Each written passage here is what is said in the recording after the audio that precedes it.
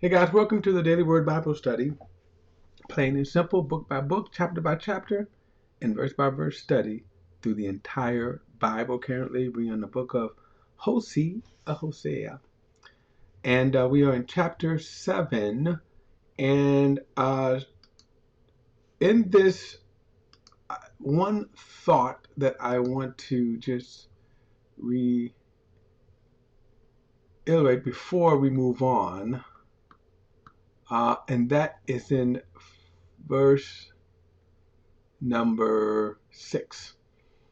This is chapter 6. We're going to move on to chapter 7 in a minute. It says, For I desire loyalty and not sacrifice. And I said, the knowledge of God rather than burnt offerings. Now, that is so interesting to me because notice this verse here. I desire,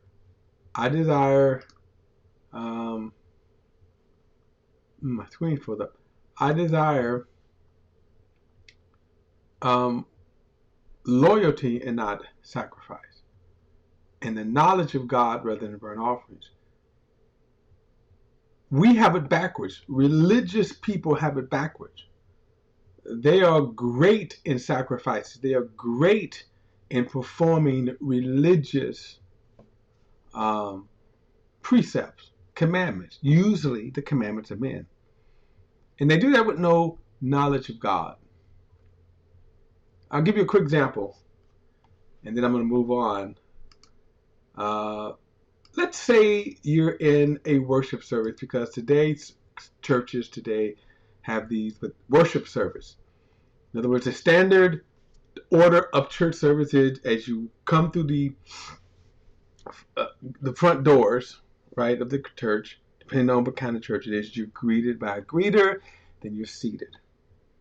Then you have the worship portion of the service, standard order of service. So you're singing, depending on like if Pentecostal, you're going to shout and dance for a while, and the hammer be organ. But the more contemporary style worship is that you sing 4, 5, 6 songs. Worship songs, slow songs, or fast songs, and 4 or 5 worship songs or slow songs. Now, in the party days, we used to call them, dance songs and slow dance songs. Okay. Yeah, I am kind of picking fun at it because that's, and so we think this is worship to God, right? We think this is what we're offering God.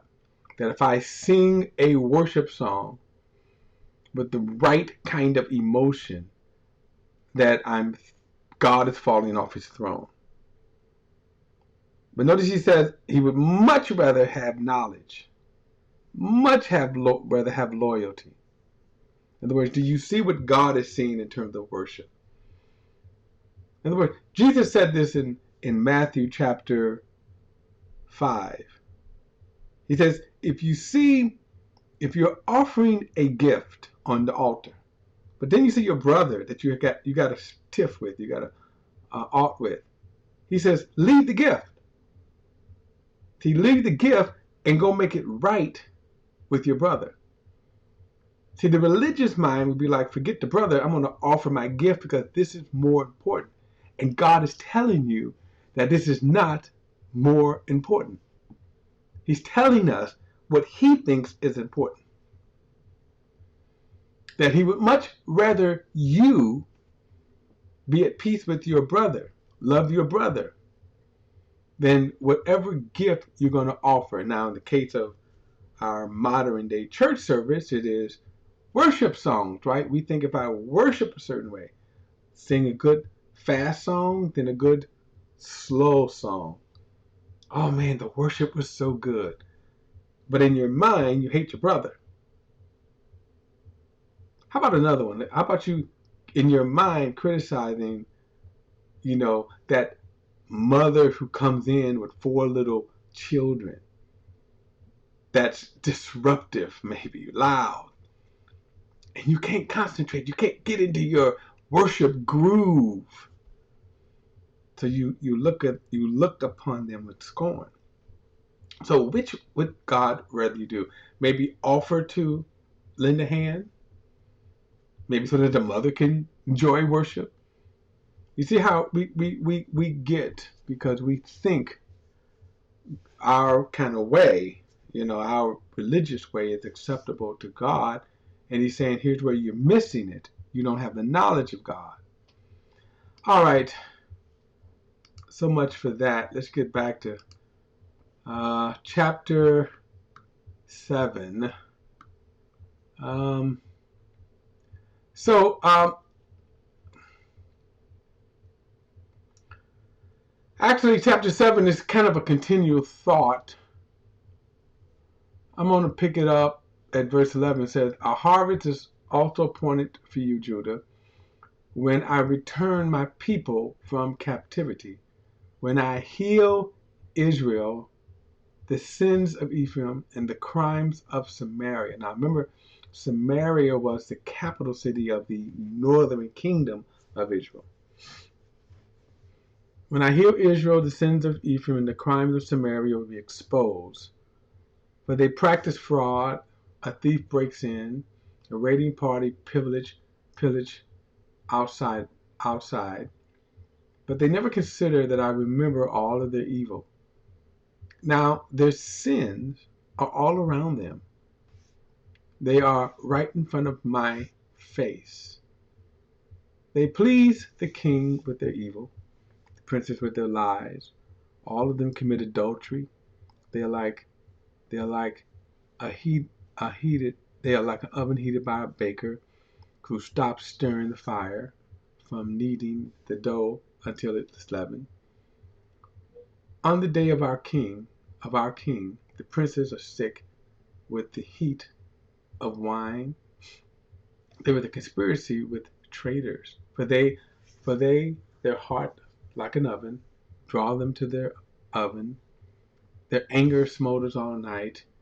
In the morning it blazes like a flaming fire. All of them are as hot as an oven, and they consume their rulers. All their kings fall. Not one of them calls on me. Ephraim has allowed himself to get mixed up with the nations. Ephraim is an unturned bread baked on a griddle. Foreigners consume his strength, but he doesn't notice. Even his hair is streaked with gray, but he does not notice. Israel's arrogance testifies against them, yet they do not return to Yahweh their God. For all uh, and for all of this they do not seek him. So Ephraim has become like a silly, senseless dove. They call to Egypt, they go to Assyria. As they are going, I will spread my net over them, and I will bring them down like birds of the sky. I will discipline them in accordance with the news that reaches their assembly. Woe to them, for they fled from me. Destruction to them, for they rebelled against me. Though I want to redeem them, they speak lies against me. They do not cry to me from their heart. Rather, they wail on the beds. They slash themselves for the grain of new wine. They turn away from me. I train and strengthen their arms. But they plot evil against me. They turn, but not to what is above. They are like a faulty bow. Their leaders will fall by the sword. Because of the cursing of their tongue, they will be ridiculed for this in the land of Egypt. So again, he's laying out their sins and why they're going to be judged. And when you hear these sins, you say, well, God is just. Chapter 8, verse 1. Put the horn to your mouth. One like an eagle comes against the house of the Lord. Because they transgress my covenant, they rebel against my law. Israel cry out to me, my God, we know you. Israel has rejected what is good. An enemy will pursue them. They have installed kings, but not through me. They have appointed leaders, but without my approval. Now, one good example of this would be the Pharisees. But even before then during this time, again, they wasn't seeking the face of God. They wasn't seeking the counsel of God. So they restored corrupt leaders. They make their silver and gold into idols for themselves for their own destruction. Your calf idols is rejected, Samaria. My anger burns against them. How long will they be incapable of innocence? For this thing is from Israel. A craftsman made it. It is not God. The calf of Samaria will be smashed to bits. Indeed, they sow the wind and they reap the whirlwind. There is no standing grain. What sprouts fails to your field, even if they did. Foreigners will swallow you up. Israel is swallowed up. Now they are among the nations like discarded pottery. For they have gone up to Assyria, and like a wild donkey going off on its own, Ephraim has to pay for love. Even though they hire lovers among the nations, I will now round them up, and they will begin to decrease in numbers under the burden of the kings and leaders. When Ephraim multiplies his altars for sin, they become his altars for sinning. Though I were to write out for him 10,000 points of my destruction, they would be regarded as something strange. Though they offer sacrificial gifts and eat the flesh, the Lord does not accept them. Now he will remember their guilt and punish their sins, and they will return to Egypt. Now, what is kind of sad, notice he says they will not even. It's sad when you don't realize that what you think that you're offering God, he's not accepting. Think about that. I think I'm offering God something, but all along he's rejecting it. Now, the one thing is, remember, my people perish for lack of knowledge. He is telling us, he's giving us the knowledge. In our day, we got 66 books of the Bible, but are we reading this knowledge to know what God expects? Verse 14. Israel has forgotten his maker and built palaces. Judah has also multiplied fortified cities. I will send fire on their cities, and it will consume their citadels. Chapter 9, verse 1. Israel, do not rejoice jubilantly as the nations do, for you have acted promiscuously. Leaving your God, you have loved the wages of a prostitute. On every grain threshing floor and wine vats will not sustain them, and the new wine will fail them. They will not stay in the land of the Lord. Instead, Ephraim will return to Egypt, and they will eat unclean food in Assyria. They will pour out their wine offerings to the Lord, and their sacrifices will not please him. Their food will be like the bread of mourners. All who eat it becomes defiled. For their bread will be for their appetites alone, and it will not enter the house of the Lord. What will you do on festival days and on the day of the Lord's feast? For even if they flee from devastation, Egypt will gather them and Memphis will bury them. Thistles will take possession of their precious silver. Thorns will invade their tents. The days of punishment have come, and the days of retribution have come. Let Israel recognize it. The prophet is a fool, and the inspired man is insane. Because of the magnitude of your guilt and your hostility, Ephraim, watchman, is with my God. The prophet's encounters a fowler's snare on all his ways. Hostilities in the house of his God. They have deeply corrupted themselves as in the day of Gibeah. Okay. He will remember their guilt and he will punish their sins. I discovered Israel like grapes in the wilderness. I saw your fathers like the first fruits of the first, like the first fruits, the first figs in the first season. Um, God is laying out quite a case here, isn't he? And he's not going to be through as we go through these prophets, these writing prophets. You're going to see the same sin over and over again. He says, but they went to Baal Peor, consecrated themselves to shame, and became detestable. Like the thing they love, Ephraim's glory will fly away like a bird. No birth, no gestation, no conception. Even if they raise children, I will bereave them of I will bereave them of each one. It's woe to them when I depart from them. I have seen Ephraim like Tyre, planted the meadows. So Ephraim will bring out his children to the executioner. Give them, Lord, what you should give. Give them a womb that miscarried and breasts that are dry.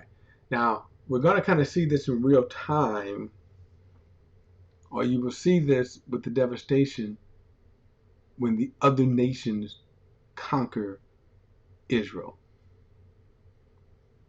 And again, so this is a prophetic foretelling of how horrible it will be. Verse 15. All of their evil appears at Gilgad, for there I came to hate them. I will drive them from my house because of their evil, wicked actions. I will no longer love them. All of their leaders are rebellious. Ephraim is struck down. Their roots are withered. They cannot bear fruit. Even if they bear children, I will kill the precious offspring of their womb. My God will reject them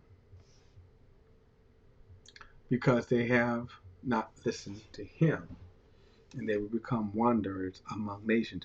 Now, this is something, there's a couple of points here that you can say that's probably objectionable, troubling. You go back to here with a statement where it says, I will kill their offspring, I will kill their precious offspring of their womb. Now, this is probably the most troubling to us in that, why is God killing children? And then you could say, is God unjust for doing this? First and foremost, God is never unjust to do what he wants and what he wills with his creation. That may sound like a cop-out, but it's true. There's a lot of things to kind of look at it from God's perspective. What God created, and now he's kind of turned back saying, I don't like what I created. I don't like what it's become. The man, you can start with man, then you can start with Israel. Now, specifically, these prophecies are talking about Israel. God doesn't like what they've become. One of the judgment is that they will pay by the death of their children. So look at it this way. If God doesn't kill the children, but he kills the parents, how do you care for the children? Now, again, I'm not trying to explain or kind of give the reasoning behind this. I'm going to let God do that. My point is that if you think you can accuse God because this is harsh judgment, the harshness of the judgment where the very nature, your relationships are destroyed, your family life is destroyed, your children are destroyed. That's the picture that he's given here. And it is horrendous, it is rough. But also remember, you go back to, they rejected God. And now the consequences of you living a life outside or away from God is horrendous. That's the point. And it's not easily explained. but that is the truth.